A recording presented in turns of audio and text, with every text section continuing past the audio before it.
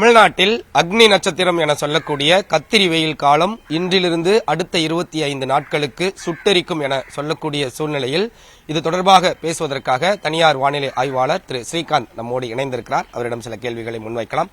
Sir வணக்கம். கத்திரி வெயில் இன்றிலிருந்து தொடங்கிருச்சு. அடுத்த 25 நாட்கள் தமிழ்நாட்டில் அதிகப்படியான வெயிலின் தாக்கம் இருக்கும் என்று சொல்லப்படுகிறது. ஆனால் பிரத்யேகமாக இதற்கென்று இந்திய வானிலை ஆய்வு மையம் எந்தவிதமான அறிவிப்பும் வெளியிடப்படவில்லை.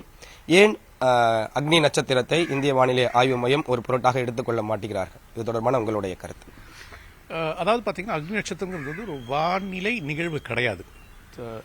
வானிலை நிகழ்வுன்னு பாத்தீங்கன்னா நம்ம காற்று, வளிமண்டலத்தில் இருக்கக்கூடிய காரணிகள் அதெல்லாம் வச்சு நம்ம வானிலை நிகழ்வு சொல்றோம். ஸோ ஃபார் எக்ஸாம்பிள் ஒரு புயல் வருதுன்னா புயல் ஒரு வானிலை நிகழ்வு. குறைந்த காற்றழுத்த தாழ்வு மையம் பகுதி ஒன்று இருக்கு, அது ஈரப்பதத்தை ஈர்த்து வலுப்படும் போது புயலா மாறுது. ஸோ அது வானிலை நிகழ்வு. இந்த அக்னி நட்சத்திரங்கிறது ஒரு வானிலை நிகழ்வு கிடையாது. அது பஞ்சாங்கத்தின் அடிப்படையில் இருக்கக்கூடிய ஒரு காலநிலை. கத்திரி காலங்கிறது நம்மளுடைய கோடை காலத்தை ஒட்டி வருவதால் அந்த சமயத்தில் வெயிலின் தாக்கம் அதிகமாக இருக்கு. ஒரு வானிலை மையம் ஒரு வெப்பத்தை பற்றி ஒரு அலர்ட் கொடுக்கணும்னா அவங்களுக்கு வானிலை சார்ந்த தரவுகளை வச்சு தான் கொடுக்க முடியும். ஃபார் எக்ஸாம்பிள் ஒரு இடத்துல இன்று 4 முதல் 6 டிகிரி வரை இயல்பை விட வெப்பத்தின் தாக்கம் அதிகமாக இருக்கும் அப்படின்னா ஹீட் வேவ் அலர்ட் இருக்கக்கூடிய வாய்ப்பு இருக்குன்னு சொல்றாங்க. அதே மாதிரி 40 டிகிரிக்கு மேலே தொடர்ந்து 2-3 நாள் இருந்துச்சுன்னா ஹீட் வேவ் வரக்கூடிய சூழல் இருக்குங்க அலர்ட் கொடுக்குறாங்க. ஸோ நம்ம அதை வச்சு தான் ஒரு சயின்ஸ் பேஸ் பண்ணி தான் நம்ம இந்திய வானிலைத்துறை இந்த அலர்ட்ஸில் கொடுக்கணுமே தவிர அதனால தான் அக்னி நட்சத்திரங்கிற ஒரு காலத்திற்கான ஒரு பிரத்யேக அறிவிப்பு எதுவும் கொடுக்கறது இல்லை. நிச்சயமா கத்திரி வெயில் அக்னி நட்சத்திரம் என்பது பஞ்சாங்க ரீதியிலான அறிவிப்பு மட்டுமே தவிர அறிவியல் ரீதியிலான எந்த விதமான தரவுகளும் இல்லை அப்படின்றத முன் வச்சிருக்கீங்க. இந்த சமயங்களில் காலங்காலமா இது சொல்லிட்டு வர்றது தான் சித்திரை மாசம் கத்திரி வெயில் காலம் தமிழ்நாட்டில் அப்படின்னு. இந்த கத்திரி வெயில் காலங்களில் தமிழ்நாட்டில் குறிப்பா எந்தெந்த பகுதிகளில் அதிகப்படியான வெப்பம் தாக்கக்கூடும், வெப்ப அலை உருவாகுவதற்கு ஏதேனும் வாய்ப்பு இருக்கிறதா? கோடை காலங்கிறதே ஒரு தமிழ்நாடு பூரா ஒரே சமயத்தில் இருக்குமானா நிச்சயமா கிடையாது. நீங்க எடுத்துக்கிட்டீங்கன்னா கன்னியாகுமரி மாவட்டத்தில் போன்ற பகுதிகளில் பிப்ரவரி மாசத்திலேயே கோடை காலத்தின் தாக்கம் அதிகரிக்கும், வெயிலின் தாக்கம் அதிகரிக்கும். அவங்களுக்கு மார்ச் மாசம் ஏப்ரல் மாசம் முதற் பகுதியில் வெயிலின் தாக்கம் அதிகமாக இருக்கும். அதுவே நீங்க சென்னை போன்ற வட கடலோர தமிழக பகுதியில் எடுத்துக்கிட்டீங்கன்னா நமக்கு அதிக வெப்பநிலை எப்போ வரும் அப்படின்னா மேற்கிலிருந்து வரக்கூடிய காற்று வலுப்பெறும்போது. மேற்கிலிருந்து வரக்கூடிய காற்று வலுப்பெறுங்கிறது தென்மேற்கு பருவமழை தூங்குவதற்கு சற்று முன்பு வலுப்பெறும். நீங்க இப்போ சென்னை அதிகபட்ச சராசரி வெப்பநிலை பார்த்தீங்கன்னா மேக்கும் ஜூனுக்கும் பெரிய வித்தியாசமே கிடையாது. அதுவே நீங்க கடலூர், பாண்டிச்சேரி எடுத்துக்கிட்டீங்கன்னா ஜூன் மாசத்து சராசரி அதிகபட்ச வெப்பநிலை, பகல் நேர வெப்பநிலை கடலூர், பாண்டிச்சேரி இந்த 2 இடத்திலுமே ஜூன் மாசத்தோட அளவு மே மாசத்தை விட அதிகம். அப்படி பார்த்தா ஜூன் மாசங்கிறது கிட்டத்தட்ட நம்ம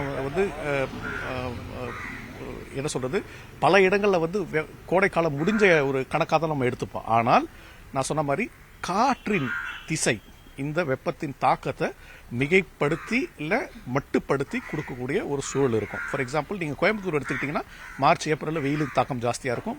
கிழக்கிலிருந்து வரக்கூடிய காற்று மேற்காக மாறும்போது அவங்களுக்கு கோடைக்காலம் முடிஞ்சிடும். ஏன்னா பாலக்காடு கணவாய் வழியா குளிர்ந்த காற்று வரும்போது கோயம்புத்தூர் பகுதிகளில் கோடைக்கால வெப்பநிலை முடிஞ்சிடும். அதே பாலக்காடு கணவாய் வழியா மே மாச கடைசியில நிலக்காற்று, வறண்ட காற்று திருச்சி, கரூர் மாவட்டம், டெல்டா மாவட்ட பகுதிகளில் வரும்போது வெப்பத்தின் தாக்கம் மிக அதிகமாக இருக்கு. ஸோ மே மாசம் 2வது பகுதி, ஜூன் மாசம் முதல் பகுதிகளில் இந்த பகுதிகளில் அதே மாதிரி சென்னை போன்ற வட கடலோர பகுதிகளில் வெயிலின் தாக்கம் அதிகமாக இருக்கு.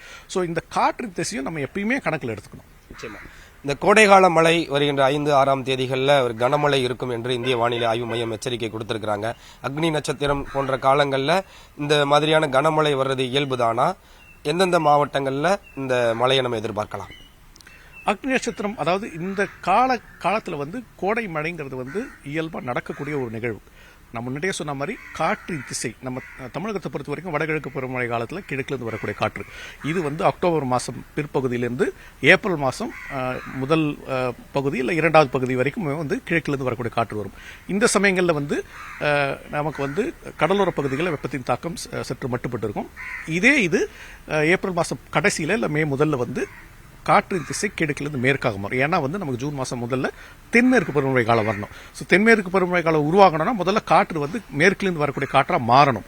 அப்படி மாறும்போது தென்னிந்திய தீபகற்ப பகுதியில் சில இடங்கள்ல ஒரு சில பகுதிகளில் வந்து கிழக்கிலிருந்து வரக்கூடிய காற்றும் வரும், மேற்கிலிருந்து வரக்கூடிய காற்றும் வரும். இந்த ஏன்னா நான் சொன்ன மாதிரி இது ஒரு சீரா ஒரே சமயத்தில் எல்லா இடத்துலையுமே மாறாது, படிப்படியாக மாறும். முதல்ல மேற்கிலிருந்து மாற துவங்கி கடைசியாக கிழக்கு பகுதியில் வரும், சென்னை போன்ற பகுதியில் வரும். அதனால வந்து இந்த காற்று குவிதல் ஏற்படக்கூடிய பகுதிகள் இந்த கோடைக்காலம் எப்பயுமே வந்து நான் சொன்ன மாதிரி ஏப்ரல் பிற்பகுதி மே முதல் பகுதியில் வந்து காற்றின் திசை மாறும்போது வெப்பசலனம் காரணமாக ஏற்படக்கூடிய மழையை நம்ம பார்க்குறோம். அது வந்து எப்பயுமே நம்ம பார்க்கறது தான்.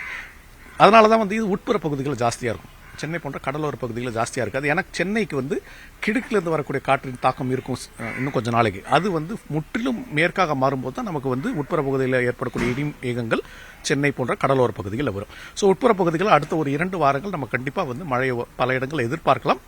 படிப்படியாக காற்றின் திசை மேற்கில் முற்றிலுமாக மாறும்போது கோடை மழை குறைய துவங்கிடும். நிச்சயமா சார், கோடை மழை இனி வரக்கூடிய அந்த 25 நாட்கள்ல அவ்வப்போது சில இடங்கள்ல பெய்யக்கூடும் என தெரிவிச்சிருக்கிறீங்க.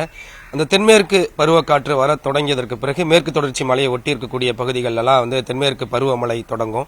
ஸோ இந்த காலகட்டத்தில் எப்போ தென்மேற்கு பருவமழை தொடங்க இருக்கிறது? ஏன்னா ஜூன், ஜூலை, ஆகஸ்ட் நம்ம தென்மேற்கு பருவமழை காலம்னு சொல்லுவோம்.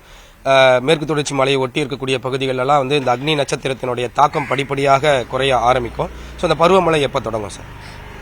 சாதாரணமாக பார்த்தீங்கன்னா வந்து தென்மேற்கு பருவமழை வந்து முதல்ல இந்தியாவை பொறுத்த வரைக்கும் அந்தமான் பகுதிகளில் தான் வரும். அது வந்து மே 15ஆம் தேதி சாதாரணமாக வரக்கூடிய கால வந்து மே 15. இந்த ஆண்டு மே 10ஆம் தேதியிலிருந்து மே 15ஆம் தேதிக்குள்ள தென்மேற்கு பருவமழை அந்தமான் பகுதிகளில் தூங்குவதற்கு வாய்ப்பு இருக்கு. நீண்டகால வானிலைப்படி பார்த்தோம்னா வந்து மே கடைசியில் 20ஆம் தேதிக்கு மேலே கேரளா பகுதிகளில் மேற்கு கரையோர பகுதிகளில் தென்மேற்கு பருவமழை தூங்குவதற்கான சாதகமான சூழல் ஏற்படும். பட் இது வந்து 20ஆம் தேதிக்கு அப்புறங்கிறது வந்து ஜூன் 1ஆம் தேதி கிட்டத்தட்ட அந்த நிலைக்கு வந்துடும் நினைக்கிறேன். ஏன்னா ஜூன் 1ஆம் தேதி கேரளாவில் இந்திய வானிலைத்துறை பொறுத்த வரைக்கும் தென்மேற்கு பருவமழை தூங்குவதற்கான காலம் அதுதான். ஸோ அதை ஒட்டியோ அல்லது ஒரு 2-3 நாட்கள் முன்னமே கூட வந்து நமக்கு தென்மேற்கு பருவமழை தூங்குவதற்கான வாய்ப்பு இருக்கு. நிச்சயமா சார், மே அந்த கடைசி வாரம் ஜூன் முதல் வாரத்துக்குள்ள தென்மேற்கு பருவமழை தொடங்கிறோம். சென்னையை பொறுத்தளவுக்கு தென்மேற்கு பருவமழையினுடைய தாக்கம் எப்படி இருக்கும்? இந்த அக்னி நட்சத்திரம் காலங்களில் என்ன மாதிரியான வெப்பநிலை நிலவக்கூடும்? ஏன்னா வெப்ப அலை வீசும். இயல்பை விட 5 டிகிரி செல்சியஸ் அதிகமானாலும் நீங்க சொன்ன மாதிரி தொடர்ந்து 3 நாட்களுக்கு மேல் 40 டிகிரியை கிராஸ் பண்ணாலும் வந்து வெப்ப அலை வீசுவதற்கான வாய்ப்பு இருக்கு. இந்த அக்னி நட்சத்திரம் காலகட்டத்தில் சென்னையில வெப்ப அலை வீசுவதற்கு வாய்ப்பு இருக்கா? தென்மேற்கு பருவமழை எப்ப தொடங்கும்? என்ன மாதிரியான தாக்கத்தை கொடுக்கும்? சென்னையை பொறுத்த வரைக்கும் தென்மேற்கு பருவமழைங்கிறது பெருசாக நம்ம எதிர்பார்க்க முடியாது. ஏன்னா நம்ம மழை மறைவு பகுதி. ஆனால் வந்து ஜூன், ஜூலை, ஆகஸ்ட், செப்டம்பர் மாசத்துல தென்மேற்கு பருவமழையில் ஒரு தொய்வு நிலை இருக்கும்போது இடி மின்னலுன்னு கூடிய மழையை நம்ம பார்க்கலாம். சாதாரணமாக சென்னை போன்ற பகுதிகளில் இரவு நேரங்களில் வந்து வெப்பசலனம் காரணமாக ஏற்படக்கூடிய மழை நம்ம பார்ப்போம். அது வந்து பெரும்பாலும் இடி மின்னலுடன் கூடிய மழையாக இருக்கும், பருவமழையாக இருக்காது. வெப்பத்தை பொறுத்த வரைக்கும் நம்ம முன்னாடியே சொன்ன மாதிரி சென்னையை பொறுத்த வரைக்கும் மேற்கிலிருந்து வரும் காற்று மிக வலுவாக இருக்கும்போது தான் நம்மளுடைய கோடை காலம்ங்கிறது வந்து தீவிரமடையும். அது வந்து இன்னொரு ஒரு வாரத்தில் வந்து மேற்கிலிருந்து வரக்கூடிய காற்று நல்லா வலுப்பெறும். அதுக்கப்புறம் படிப்படியாக என்ன ஆகும்னா கடல் காற்று ஊடுருவது கொஞ்சம் கடினமாகும், நேரம் எடுக்கும். இப்போ ஃபார் எக்ஸாம்பிள் எடுத்துக்கிட்டிங்கன்னா கடலை ஒட்டிய பகுதிகளில் 10-11 மணிக்கு வரக்கூடிய கடல் காற்று 12-1 மணி ஆகும். உட்புற பகுதிகள் அதாவது அண்ணா நகர், அம்பத்தூர் போன்ற பகுதிகளில் 12-1 மணிக்கு வரக்கூடிய கடற்காற்று 2-3 மணிக்கு மேல ஆயிடும். அப்ப என்ன ஆகும்னா வந்து அந்த வெப்பத்தின் காலம் வந்து ஒரு நாளில் இருக்கக்கூடிய அந்த வெப்பத்தின் காலம் ஜாஸ்தி ஆயிடும். ஸோ 3-4 மணி வரைக்கும் நம்ம கிட்டத்தட்ட 38-39 டிகிரி வரைக்கும் பார்க்கலாம். அப்படி வந்து மே மாசத்தின் பிற்பகுதி பெரும்பாலும் அப்படிதான் இருக்கும். ஸோ நம்ம இதை வந்து எப்படி பார்க்கணும்னா வந்து இது ஒரு 40 டிகிரி 38 டிகிரின்னு பார்க்கக்கூடாது. ஒரு 36-37 டிகிரி கிட்டத்தட்ட ஒரு 6 மணி நேரம் தொடர்ந்து இருந்தாலும், ஏன்னா சென்னைங்கிறது ஒரு கடலோர மையம், ஈரப்பதம் அதிகமாக இருக்கும். ஸோ இந்த 36-37 டிகிரி ஈரப்பதத்துடன் சேர்த்தா நம்ம உடம்பு உணரக்கூடிய வெப்பநிலைங்கிறது 44-45க்கு இருக்கும். அது கிட்டத்தட்ட 8-9 மணி நேரம் ஒரு நாளில் வந்து 44-45 டிகிரி உணரக்கூடிய வெப்பநிலை இருந்ததுன்னா நிச்சயமா வந்து அது வந்து மக்களுக்கு கஷ்டமான ஒரு நிலை தான். நிச்சயமா சார், வானிலை நிகழ்வுகளில் அக்னி நட்சத்திரம் என்பது பஞ்சாங்க நிகழ்வு தான், அறிவியல் பூர்வமான ஒரு நிகழ்வு கிடையாது. கோடை காலம் தமிழ்நாடு முழுவதும் ஒரே மாதிரி இருக்காது. தென் மாவட்டங்களில் ஒரு மாதிரியும் வட மாவட்டங்களில் ஒரு மாதிரியும் தனித்தனியாக பிரித்து பார்க்கப்பட வேண்டிய ஒரு விஷயம். மேற்கு தொடர்ச்சி மலையை ஒட்டி இருக்கக்கூடிய பகுதிகளெல்லாம் அக்னி நட்சத்திரம் என்பது பெரிய அளவில் தாக்கத்தில் இருக்காது.